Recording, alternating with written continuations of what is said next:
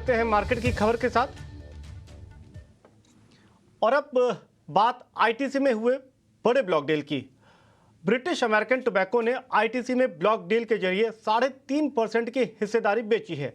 ITC पर brokerage का क्या है नजरिया, जानते हैं विन्नी से। एब्सोल्युटली जो डील की बात कर रहे थे, बैट फाइनली अपना वो 3.5% स्टेक बेच चुके हैं। अब वो होल्ड करेंगे 25.5% स्टेक आईटीसी में। अराउंड 17,000 क्रॉस की ये ओवरऑल डील थी।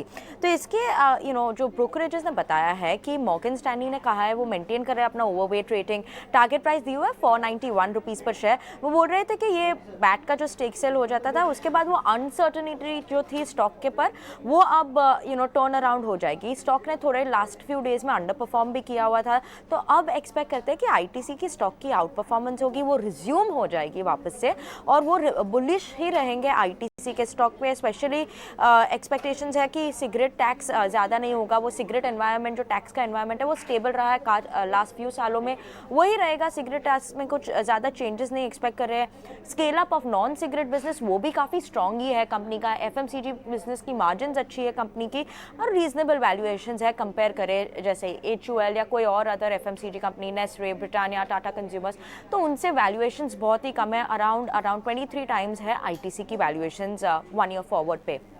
ओवरऑल गोल्डमैन सैक्स भी मेंटेन कर रहे हैं बाई। टारगेट प्राइस दिया हुआ है 480 रुपीज़ पर शेयर। वो बोल रहे हैं वैल्यूएशंस जो कंपेयर करें FY14 टू FY18 एवरेज, वहाँ पे अगर वो वैल्यूएशंस अपने वहाँ पे से भी उस लेवल से भी काफ़ी कम है अभी भी। और आईटीसी के बिजनेस में सिग्निफिकेंट ग्रोथ हुआ है उसके बाद भी, फिर भी वैल्यूएशंस इतने हाई पे नहीं है, पीक लेवल पे नहीं है लास्ट 5 इयर्स का एवरेज कंपेयर करें। और ओवरऑल वो बोल रहे हैं रिवॉर्ड और रिस्क जो है वो फेवरेबल कंडीशन में है अभी आईटीसी के लिए, और इसीलिए वो भी पॉजिटिव ही मेंटेन कर रहा है अपना स्टांस आईटीसी के लिए। बुधवार के दिन बाजार का बुरा हाल हुआ। निफ्टी 338 अंक गिरकर 22,000 के नीचे बंद हुआ। सेंसेक्स में 900 अंकों से ज्यादा की गिरावट देखने को मिली। स्मॉल कैप और मिड कैप इंडेक्स में बड़ी गिरावट देखने को मिली। मार्केट में हुए एक्शन के हाई पॉइंट्स बताने के लिए हमारे साथ जुड़ रहे हैं अंश भिलवार। तो मार्केट के करीबन 90-95% स्टॉक लाल निशान में बंद होते हुए नजर आए। निफ्टी की बात करें तो निफ्टी को 1.5% से टूटता हुआ दिखा। आज को जो फॉल था निफ्टी का वो पिछले एक महीने का सबसे बड़ा फॉल था। साथ ही साथ इंडेक्स अपने 20 DMA के नीचे फिसलता हुआ भी नजर आया। टॉप लूजर्स की बात करें तो यहाँ हमें पावर ग्रिड और कोल इंडिया नजर आता है, लेकिन रिलायंस इंडस्ट्री टॉप कंट्रीब्यूटर है निफ्टी के डाउन मूव के लिए। रिलायंस का चार्ट देखें तो रिलायंस ने एक अपवर्ड स्लोपिंग चैनल से ब्रेक डाउन दे दिया है, जिस वजह से निफ्टी में काफ़ी स्ट्रॉन्ग सेलिंग नजर आई। दूसरे बॉर्डर इंडस्ट्रीज की बात करें तो दोनों मिड कैप और स्मॉल कैप लाल निशान में बंद होते हुए नजर आए। मिड कैप और स्मॉल कैप की आज जो बिकवाली थी वो पिछले 2 साल की सबसे बड़ी बिकवाली थी। स्मॉल कैप इंडेक्स का चार्ट देखें तो इंडेक्स कुछ 100 DMA के नीचे भी फिसलता हुआ नजर आया। मिड कैप के टॉप लूजर्स की बात करें तो यहाँ हमें मैक्रोटेक डेवलपर्स और IRFC जैसे स्टॉक नजर आ रहे हैं। स्मॉल कैप में राइट्स और तनला प्लेटफॉर्म टॉप लूजर्स नजर आ रहे हैं। सेक्टर इंडस्ट्रीज की बात करें तो यहाँ हमें निफ्टी मेटल सबसे टॉप सेक्टर लूजर नजर आ रहा है, जिसका आज की जो बिकवाली थी वो पिछले 1 साल की सबसे बड़ी बिकवाली थी। साथ ही साथ इंडेक्स ने 50 DMA के नीचे फिसलता हुआ भी नजर आया। यहाँ पे टॉप लूजर्स हमें नेशनल एल्यूमिनियम और स्टील अथॉरिटी नजर आ रहे हैं। निफ्टी रियल्टी की बात करें तो ये 5वां सेशन था जब इसमें लगातार बिकवाली नजर आई। साथ ही साथ इंडेक्स ने 50 DMA के नीचे फिसलता हुआ नजर आया और आज की जो बिकवाली थी वो पिछले कुछ 2 साल की सबसे बड़ी बिकवाली भी थी। निफ्टी और निफ्टी बैंक में भी बिकवाली दिखी। ये 4था सेशन था जब इन दोनों इंडेक्सेस में बिकवाली दिखी है। निफ्टी BSU बैंक की बात करें तो ये 3रा सेशन था बिकवाली का, और निफ्टी फार्मा की बात करें तो ये 2रा सेशन था बिकवाली का, जिसके टॉप लूजर्स बायोकॉन और ग्लेनमार्क नजर आ रहे हैं। धन्यवाद अंश। और अब खबर फार्मा सेक्टर से। सरकार ने फार्मा सेक्टर के लिए नई गाइडलाइंस जारी की हैं। इसमें कहा गया है कि अब कोई भी फार्मा कंपनी या उसका एजेंट किसी भी डॉक्टर और उनके रिश्तेदारों को कोई गिफ्ट नहीं दे सकेगा। ज्यादा जानकारी के लिए चलते हैं हमारे सहयोगी सुमित चतुर्वेदी के पास। फार्मा सेक्टर में होने वाली कई अनएथिकल प्रैक्टिस को दबाने के लिए, ख़त्म करने के लिए डिपार्टमेंट ऑफ फार्मास्यूटिकल्स ने कुछ गाइडलाइंस निकाली हैं। इनके अंदर जो फार्मा कंपनीज हैं वो कोई भी गिफ्ट नहीं दे सकती, उनको गिफ्ट देना मना है हेल्थ केयर वर्कर्स या उनकी फैमिलीज़ को। साथ ही साथ ट्रैवल, अकोमोडेशन, ये सब भी इनको नहीं दिए जा सकते। CME जो कि जिसको कहते हैं कि CME workshop, continued medical education workshops, वो नहीं कर सकते। ऐसे ही वर्कशॉप्स पहले की जा रही थी जिसके अंडर काफ़ी डॉक्टरों को बाहर भेजा जाता था अलग टूर्स पे, ट्रिप्स पे। ये भी नहीं किया जा सकता। ड्रग्स की बात करें तो ड्रग्स यानी कि दवाइयाँ, उनकी इन्फॉर्मेशन मिसलीडिंग नहीं होनी चाहिए। साथ ही साथ उसको जांचना है वो भी हो सकता है और होना चाहिए। सो इस सब के अंडर गाइडलाइंस जारी की गई हैं और ये गाइडलाइंस डिपार्टमेंट ऑफ फार्मास्यूटिकल्स ने जारी की हैं ताकि अनएथिकल प्रैक्टिसेस जो हैं फार्मा सेक्टर में जो होती हैं उन पे लगाम लगाई जा सके। फिलहाल वक्त है एक छोटे से ब्रेक का। ब्रेक के उस पार खबरें और भी हैं। ब्रेक के बाद आप सभी का स्वागत है। 89 स्वदेश ऑन द गो की टीम गुरुग्राम पहुंची। वहां पहुंचकर DLF के मैनेजमेंट से खास बातचीत की 89 और 89 स्वदेश के एडिटर इन चीफ निकुंज डालमिया ने।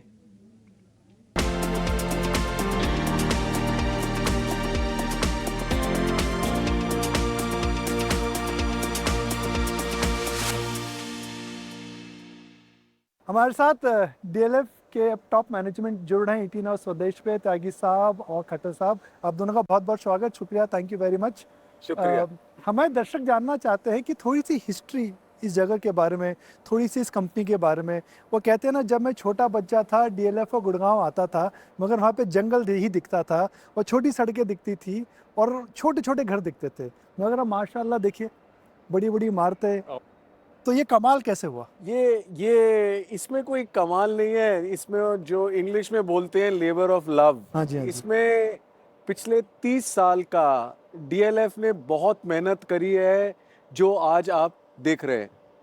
इसमें एक हम कहावत अपने टेनेंट्स को और लोगों को बोलते हैं कि ताजमहल को 14 साल लगे थे बनने में, जी हाँ जी। बट जब बन गया तो it became a wonder of the world. जी हाँ जी हाँ। वही ऐसा है, इसको 20-25 साल लगे, बट अब ये वो है जो पिछले सालों में क्रिएट किया है। पर ताजमहल 14 साल में बन गया था, यहाँ तो एक्सपेंशन होता ही रहा है, होता ही रहेगा, कंटिन्यूस बन रहा है। कितने और बिल्कुल। साल चलेगा?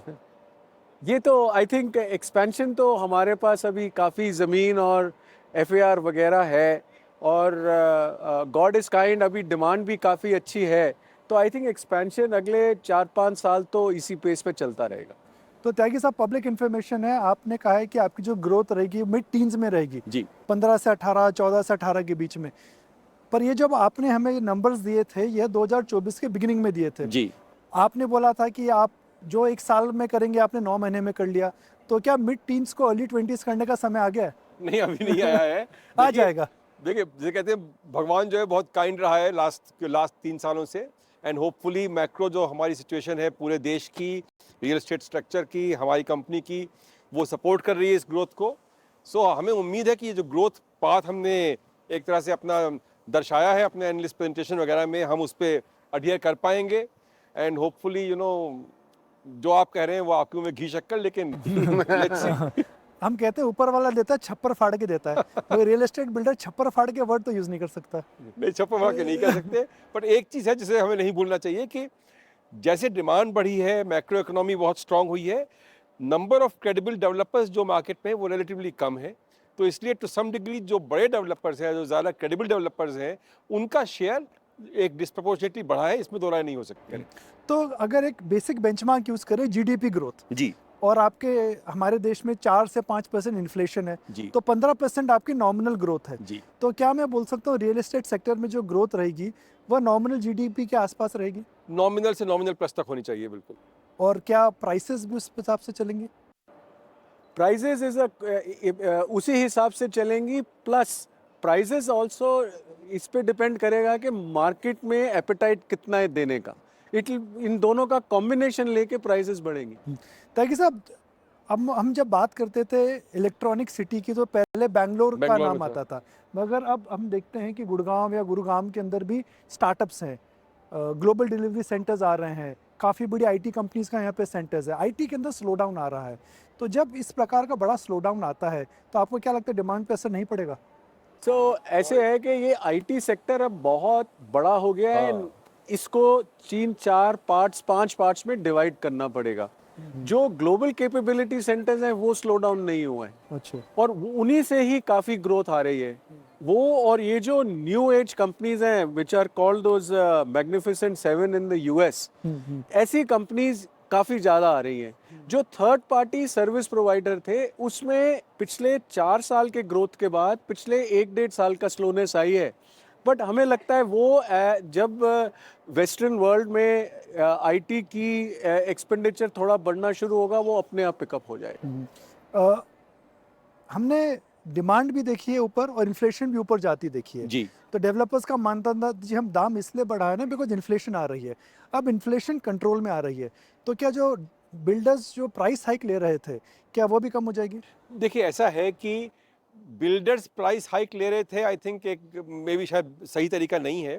मार्केट एक सर्टेन डिग्री ऑफ प्राइसिंग और प्राइसिंग मूवमेंट सपोर्ट कर रहा था और कर रहा है। क्योंकि अगर आप देखें कि जो सेकेंडरी मार्केट होता है जो कि जिसका प्राइस मूवमेंट ज़्यादा सेकुलर होता है वहाँ भी प्राइसेस बढ़ रही थी और बढ़ रही हैं। मे बी शायद पेस 19-20 हो सकती है। सो आई थिंक क्योंकि एक ओवरऑल जो हमारा टारगेट मार्केट है हमारे सेगमेंट का उसमें एक ऑप्टिमिज्म है, अपने अपने अपने प्रति विश्वास है, देश के प्रति विश्वास है। सो आई थिंक एक certain degree of price movement तो चल रहा है।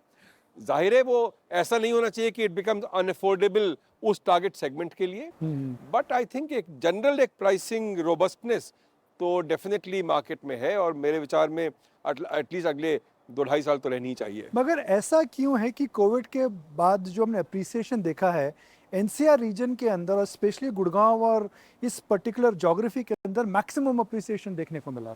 शायद एनसीआर में पिछले 10 साल जो था उसके पहले वाला वर्स्ट हिट था। अच्छा। In terms of projects abandon, in terms of developers जो डिफरेंट तरीके की प्रॉब्लम में फंस गए, तो शायद एनसीआर में जो नेगेटिविटी थी सबसे ज़्यादा थी, तो बेस इफेक्ट भी टू सम डिग्री आया है। तो अगर आप किसी प्रोडक्ट में देखें कि 2021 से 24 में प्राइस मूवमेंट आपको लगेगा बहुत है, लेकिन 2014 से 24 देखेंगे तो कहीं ज़्यादा मॉडरेट लगता है। तो एक 8-9 साल का एक नेगेटिविटी थी जिससे शायद मार्केट जो है वो उभरा है।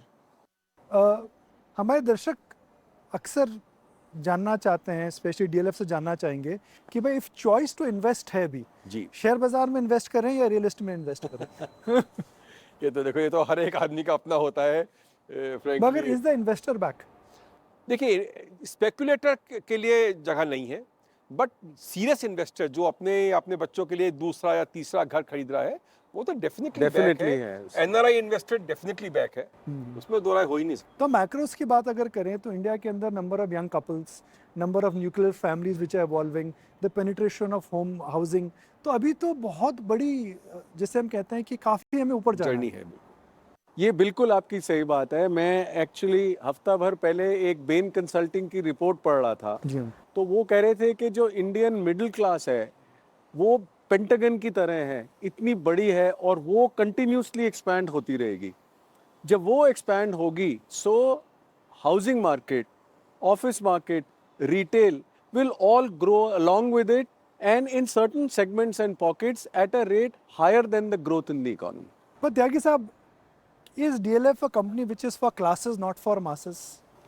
देखिए ये तो खैर बड़ा एलिटिस्ट स्टेटमेंट है, बट ये फैक्ट है कि जहाँ तक हो सकता है हमारे अधिकांश जो प्रोडक्ट्स हैं वो you are right premium luxury और सुपर लग्जरी कैटेगरी में है। इट इज़ नॉट कि हम जो है अपना आज से लोअर एंड पे हाउसिंग नहीं करना चाहते, बट एटलीस्ट हमें प्रॉफिटेबली उस मार्केट में ऑपरेट करना हमारे लिए मुश्किल होता है। And there are some players जो करते हैं और अच्छा करते हैं, बट हमने का माना कि हमारा जो स्वीट स्पॉट है वो आई थिंक प्रीमियम लग्जरी और सुपर लग्जरी में है, तो इसलिए हम वहाँ फोकस ज़्यादा कर रहे हैं। लोग बोलते हैं कि भाई डीएलएफ की कुछ प्रॉपर्टीज हैं जो 70 से 80 करोड़ के घर बिक रहे हैं। रीसेल में कुछ ट्रांजैक्शंस हुए हैं, हमने ही पढ़े हैं। तो अल्ट्रा लग्जरी में इतना बूम क्यों आ रहा है? अब ये तो यार द फैक्ट इज कि अल्ट्रा लग्जरी में बूम है, ये फैक्ट है। हमारा कैमिलियास जो है बहुत बिक रहा है एंड वो बूम का तो पता नहीं, बट अगर महीने में 5 फ्लैट अल्ट्रा लग्जरी के बिके तो उसको बूम कहना या कहना कि जो अनस्टेटेड डिमांड थी पिछले 6-7 साल की वो मीटअप हो रही है, ये दो अलग अलग। बट डेफिनेटली एक क्लास है, यूनिकॉर्न जिन लोगों के पैसे बने हैं, तो there is a certain class. Shriram is saying कि साल के 40-50 फ्लैट अगर बिक रहे हैं उस तरह के, तो उतना तो डेफिनेटली डेप्थ है ही मार्केट। आखिरी कुछ सवाल, एक बड़ी बिग पिक्चर की बात करते हैं। इंडिया की जीडीपी अभी करीब $4 ट्रिलियन है। जी जी। आने वाले 5, 6, 7 साल में वह 7 से 8 ट्रिलियन डॉलर हो जाएगी। तो अगर इतना बड़ा इकोनॉमिक बूम आ रहा है तो रियल एस्टेट मार्केट में क्या हो जाएगा उसकी वजह से? देखिए अगर रियल एस्टेट मार्केट में और मेरे ख्याल से रेरा और जीएसटी वगैरह की वजह से अब रियल एस्टेट मार्केट कहीं ज़्यादा कंट्रोल्ड है, रेल्स पे है। सो ऑनेस्टली अगर ये अपने एम्बिशन की वजह से डीरेल नहीं हुआ, द रियल एस्टेट मार्केट में एक्चुअली बूम जो है वो स्ट्रेंथन करेगा बनिस्बत उसके जो लास्ट 3 साल में देखा है, इससे कहीं ज़्यादा स्ट्रेंथन कर सकता है। क्योंकि but people have to stay discipline.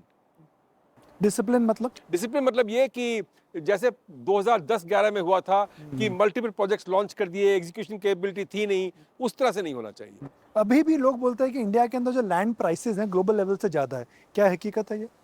अब देखिए हम तो वही डेटा पढ़ते हैं जो आप पढ़ते हैं। यस, कुछ मेट्रोज में ऐसा है, you know frankly one is seeing that, but I think ये डिमांड सप्लाई का इशू है really, you know. Shriram ji, थोड़ा हमें दर्शकों को बताएं हम कहाँ खड़े हैं। मुझे बोला गया है कि इस एरिया में जो नाइट लाइफ है अब काफ़ी पॉपुलर है। कई लोग मुझे बोलते हैं कि बॉम्बे से अच्छी इस जगह की नाइट लाइफ हो चुकी है। तो हम इस टाइम खड़े हैं साइबर हब में। साइबर हब ये साइबर सिटी के बीच में है और ये सोशल इंफ्रास्ट्रक्चर क्रिएट किया हुआ है for the people who work here, और वो लोग जो गुड़गांव और दिल्ली में रहते हैं जो शाम को यहाँ आते हैं।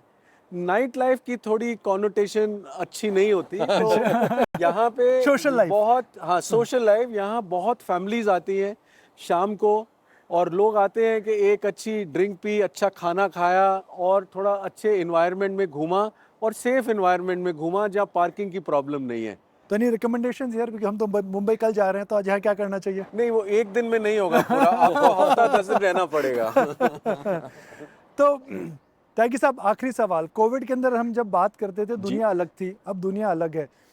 तो हालांकि कोविड की बात करके दिल में डर सा आता है, मगर अब एक कॉन्फिडेंस भी आता है that you know we can withstand such crisis. तो डीएलएफ के लिए वो जो पूरा एक्सपीरियंस था कैसा रहा और आप अव्वल नंबर पे कैसे निकले? देखिए वो एक्सपीरियंस जो था वो ट्राइंग एक्सपीरियंस था, बहुत यू नो ऑफिसेज के लिए भी, बहुत हमारे घरों टफ के लिए भी। एक्सपीरियंस था, और रिटेल में भी बहुत रिटेल में मतलब श्रीराम को अपनी टीम के मेरे हज़ारों लोग ऑफिसेज में रात को अपने रोकने पड़े, सपोर्ट स्टाफ वो सब।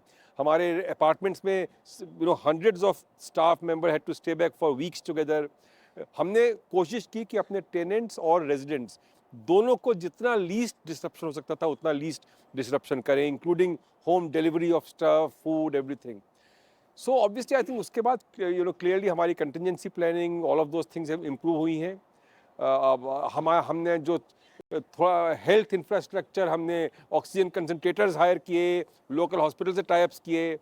मैं मानता हूँ कि एज अ देश also you know and as cities आज हम लोग शायद कहीं बेटर प्रिपेयर्ड हैं कि गॉड फॉरबिड अगर कभी ऐसी हालात रिपीट होते हैं। I think today as a country and as cities and as companies, I think all of us would hopefully be far better prepared. No, all I can share with my viewers that I've had the pleasure of tracking DLF when it was not listed. It became listed. Then we saw that extreme volatility after global financial crisis. Double digit stock price को देखा था, 4 digit में stock price को देख रहे हैं। और जिस तरह से चीज़ें ऊपर चल रही हैं, मैं हमेशा हमारे हमारे व्यूअर्स हमेशा यही प्रार्थना करेंगे कि 2 से 3, 3 से 4 और 4 डिजिट से 5 डिजिट की जर्नी और जल्दी हो। बहुत बहुत शुक्रिया आपका और आपके सारे ऑडियंस का। Thank you.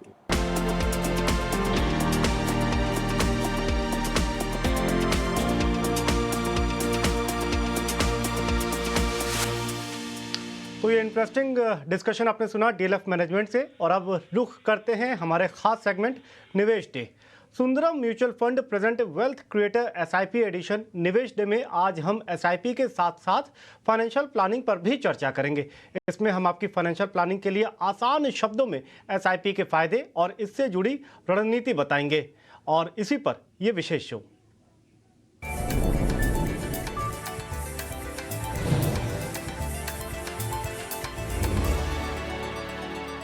Hello and welcome to Sundaram Mutual Presents Wealth Creators SIP Edition Nivesh Day. I am Anisha.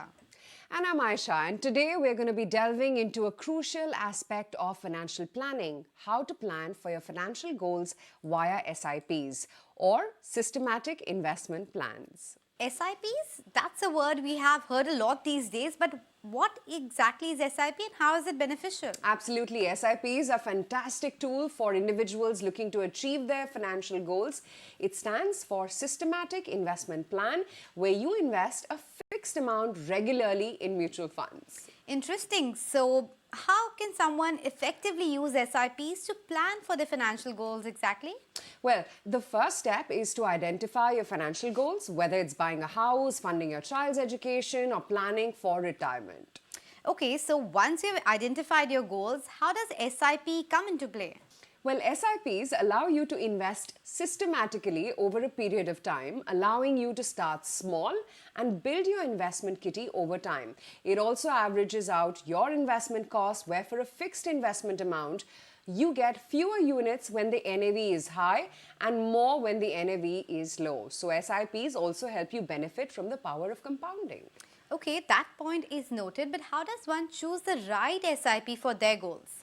Well, it's crucial to align your SIP amount with the goal's time horizon and your risk tolerance. Equity SIPs are ideal for long-term goals, while debt SIPs are better suited for short-term goals with lower risk. But can you give us an example of how SIPs can actually make a difference? Certainly, let's say you're planning for your child's education, which is about 15 years away. Instead of a lump sum investment, you can start an SIP, investing a fixed amount monthly. This way, you benefit from market fluctuations and can end up with a potentially higher corpus at the end of the period. So it's about disciplined investing over a period of time, right? Exactly. SIPs instill financial discipline, and they're flexible too, so you can start with a small amount and increase it as your income grows. That's valuable information. Any tips for our viewers on how to start with SIPs? Well, begin by defining your financial goals, understand your risk tolerance, and choose SIPs that align with your objectives. And remember, consistency is key. Well, there you have it. How to plan your financial goals with SIPs. It's about setting goals, being disciplined, and letting your money work for you. And that wraps up our discussion for today. Stay tuned for more financial insights right here. See you next time.